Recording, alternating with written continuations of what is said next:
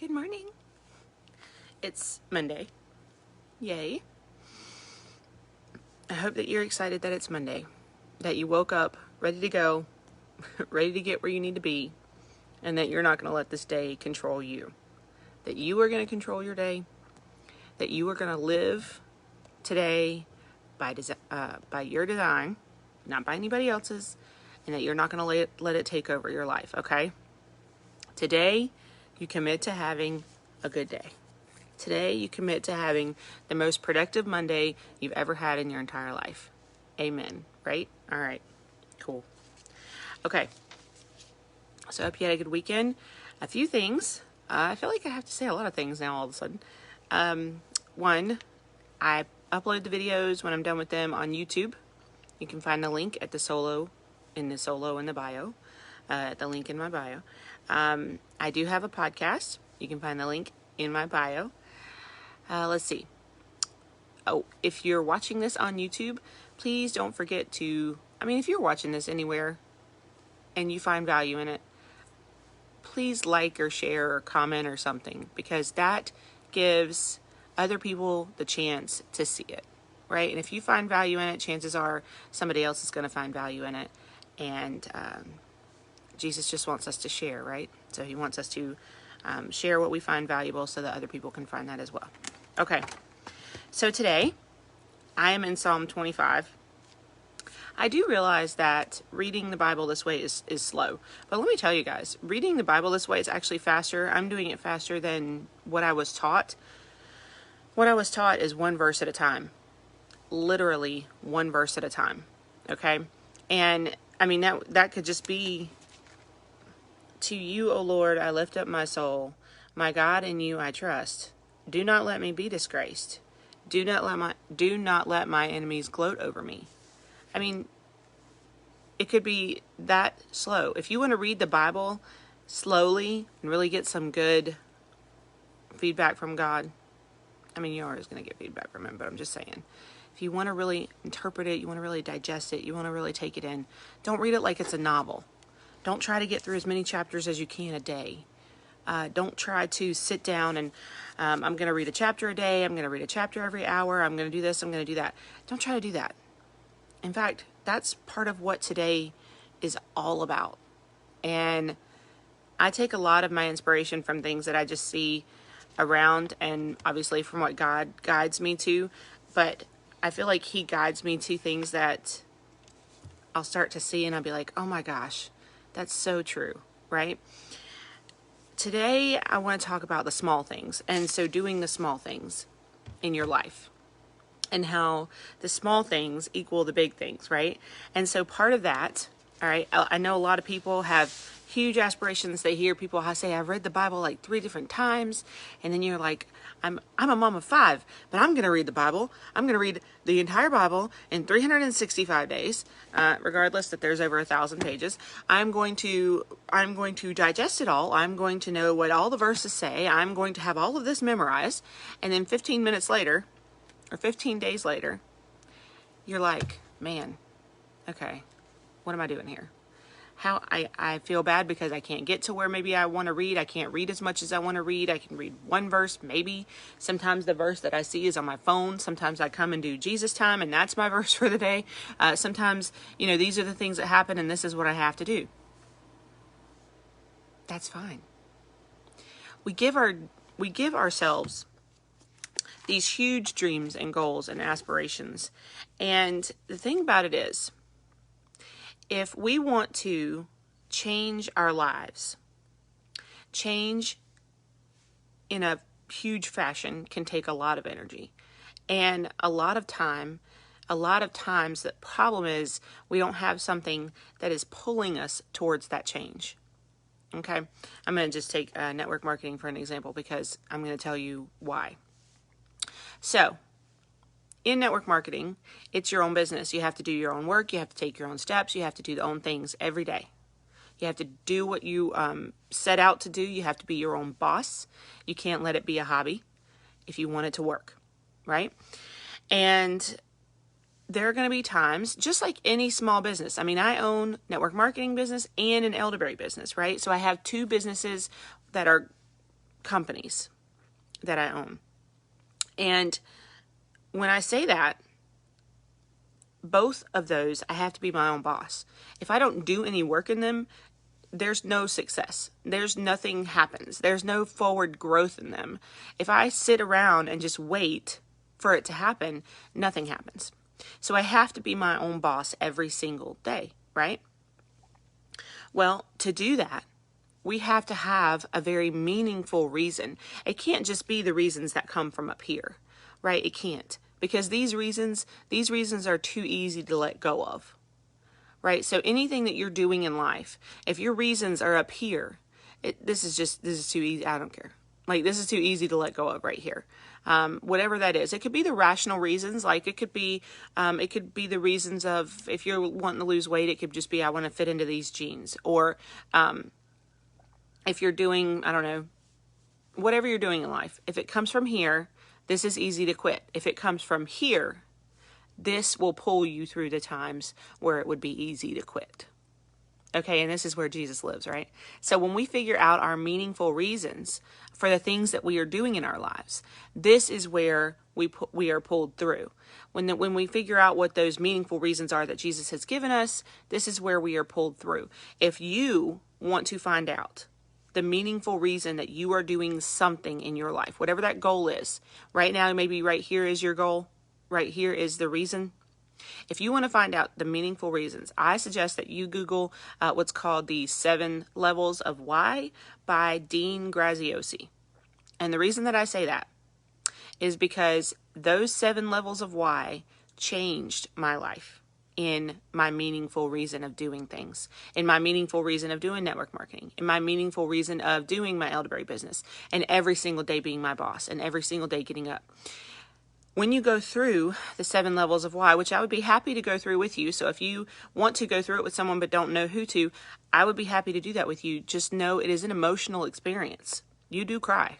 I mean, maybe you don't cry, but I cried. And everybody else that I've gone through it with, my team and all of the people have cried, right? Because it is an emotional experience to figure out why you have dreams and goals and aspirations. What is at the bottom of them? What is that meaningful thing that is going to pull you through to the next thing, that is going to pull you through to the day that you don't feel good, the day that you want to give up, the day that you just don't want to do it anymore, the day that you don't feel like it? What is that meaningful thing that's going to pull you through to doing it anyway? And that is a huge deal to know that. Now, the small things, how do they add up? How are they?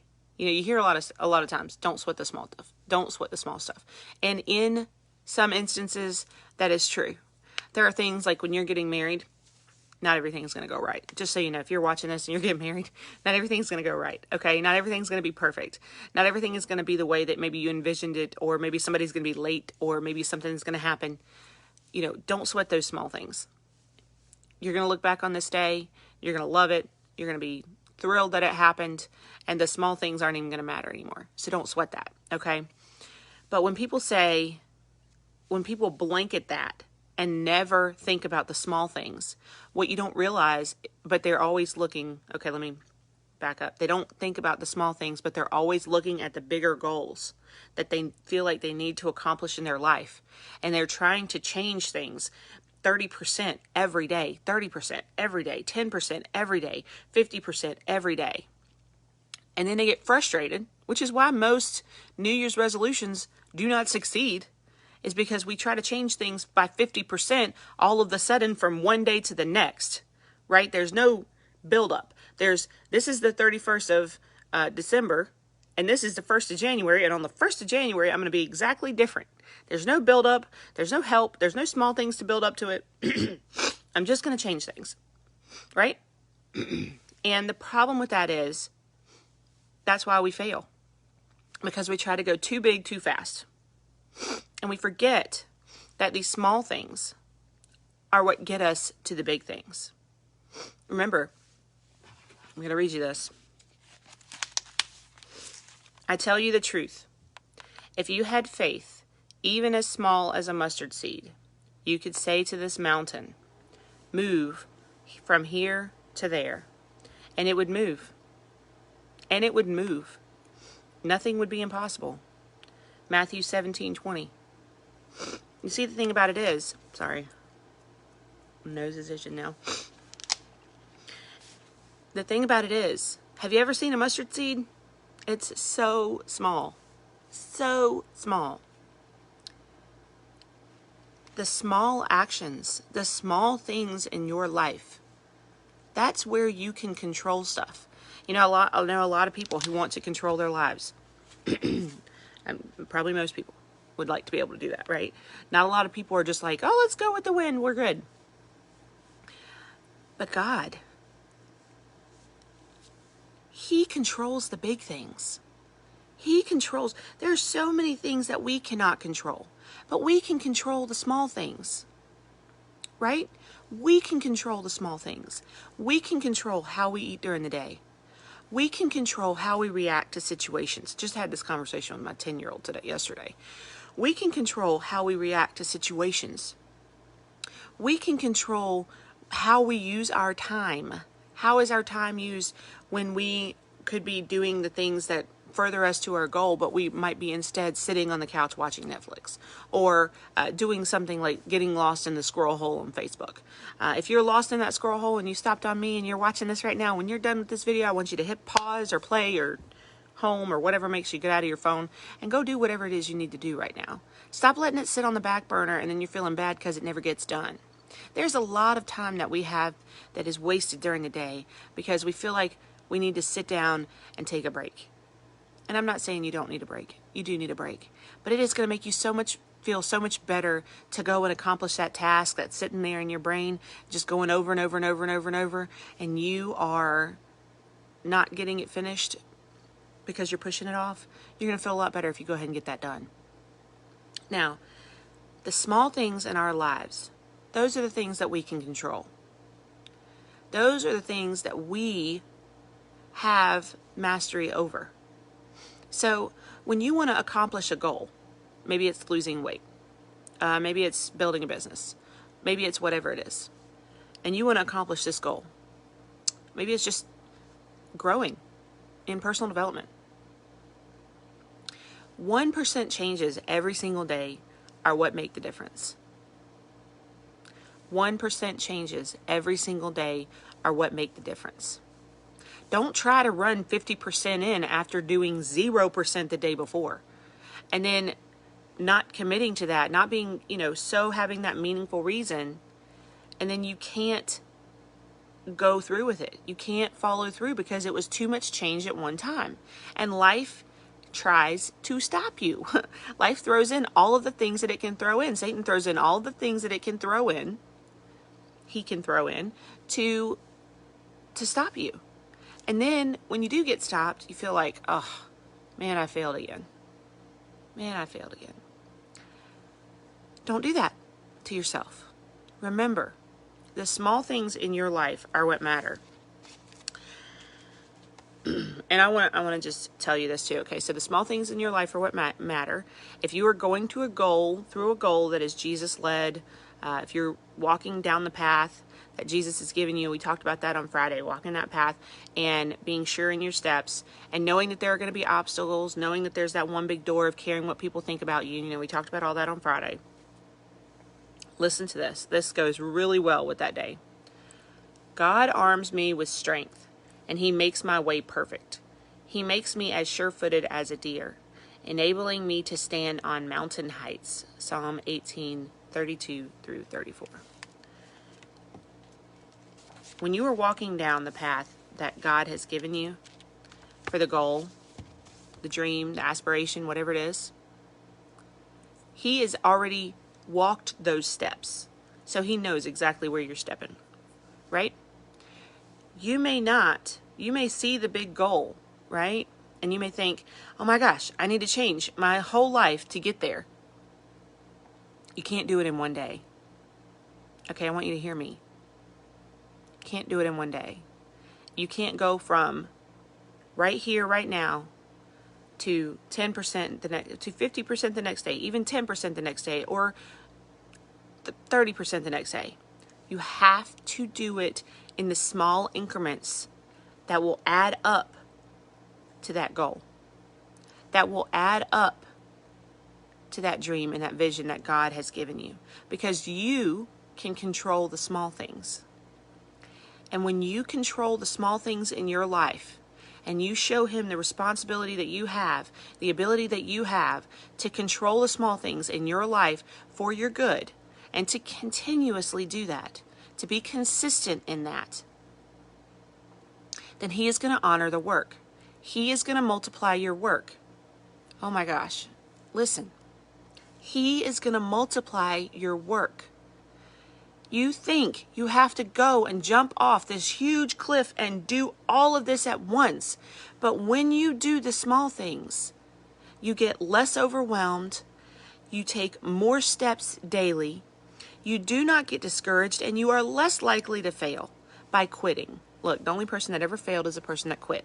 So stop saying just because you did something and it didn't turn out the right way, you failed. That's not what happens. You learn the lesson, okay? The only way you fail is if you quit, you completely stop, you say, I'm done. So you learn the lesson and you do things differently the next time, okay? Just want to put that out there. If you jump off and you take on this whole thing, then you are more likely to stop. You're more likely to not allow Jesus to keep on that path. So just take the small things and let God multiply them for you, because he will honor your work. It might take time to see how he is honoring it. God does not honor our work the way that we think that he should, or the way that we think that it should happen. He probably is not going to do it that way, because remember, we are in this box. God does not have a box. God does not have anything that constricts him in doing things. So the way that he does things is for our good, no matter whether we see it or not in the time. So if you are taking small steps every day, be confident that God is multiplying what you are doing. Oh my gosh, my nose is itching this morning. I am sorry. Be confident that God knows what he is doing. Be confident that he is multiplying your work, because he absolutely is. I'm sorry. I just have to get that to stop. He absolutely is multiplying your work in the small steps. The small things are where you control life. The big things that you're trying to control, that you're looking at, despairing that are even happening, you do not control life there. You do not control life there. You have to let those go with God, and God is doing those things for you. He is making them work out to your good. So today I would encourage you, if you have a big goal, if you have something that you want to do, if you have something that you want to accomplish, get on it with the small things. Don't try to change huge pieces. Take a small step. Write down what that next step is going to be. Write down what it looks like to put one foot in front of the other. One step. That's it. And you're going to accomplish that goal. And you're going to accomplish it faster than you thought you ever would, just by being consistent in the small things and letting God multiply them for you. I'm really excited for you to have an amazing Monday. Take control of it. I'm really proud of you.